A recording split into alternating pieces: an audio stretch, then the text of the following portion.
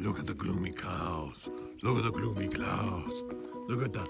Oh, wait, there's sunlight. Oh, wait, look, there's more sunlight. Oh, wait. Oh, wait, there's the walking mommy with the walking baby. That's right. Hello, everyone. You know what the most interesting thing about life is? It's full of fear.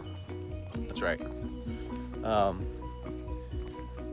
We base our lives off of trust.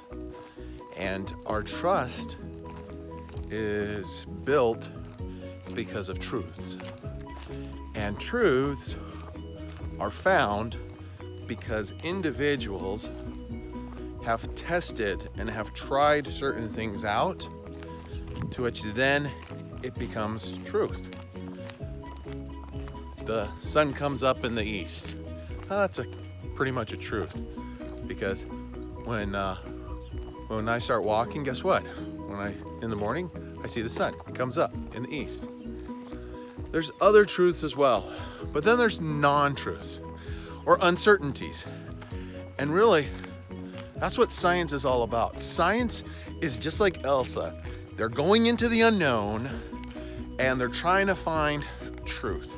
They're trying to find what is correct. And in one moment, they say, you know what? This is the truth. But the cool thing about science afterwards, they go, oh, but wait a minute. We just did more testing, or we found more data. So we're going to go and use this as the truth instead. And so that truth changes periodically. Now, there are some truths that are still out there. Or I believe that there are certain truths that are out there. I believe that there's a God. There's really no scientific evidence that shows that there is a God. But you know what? I believe in that. With regards to everything that's going on right now, realistically, there are people that are saying, here's the truth about wearing a face mask. Here's the truth about not wearing a face mask. And you know what the interesting thing about all of this is? It boils down to science. Like, certain tests are showing positive, and then all of a sudden another test is showing that it's not. And here's an interesting point. There's over 6 billion people that live on this planet. Probably more, but as you know, I'm walking around right now. I'm not looking on my phone to see the data. And of course, my wife, being as wonderful as she is, she's fact-checking me anyways.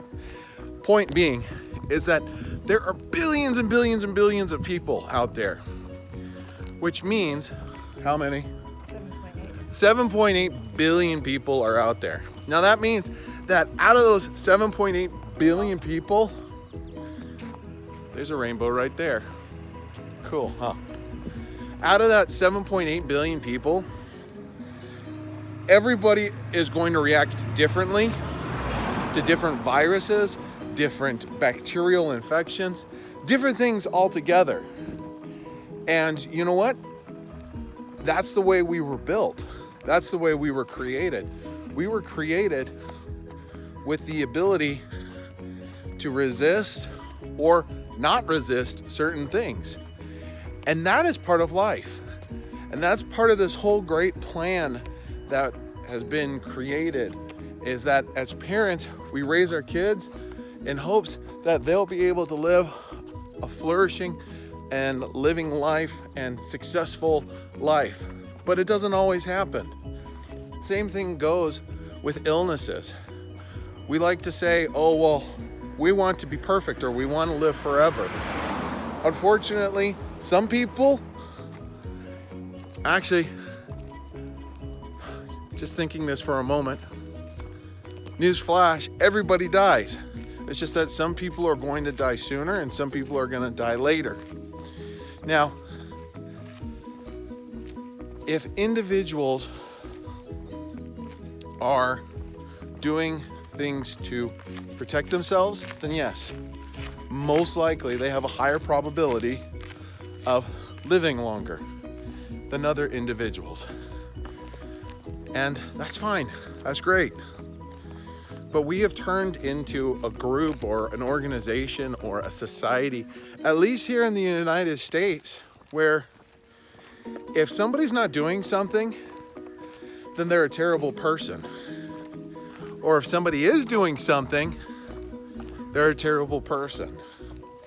Well, let's take a step back and realize that that individual is still a person. Is somebody that's trying to survive on this earth just like you and just like me. Because after all, we all live under the same sun, which means something. Anyways, it's something to think about.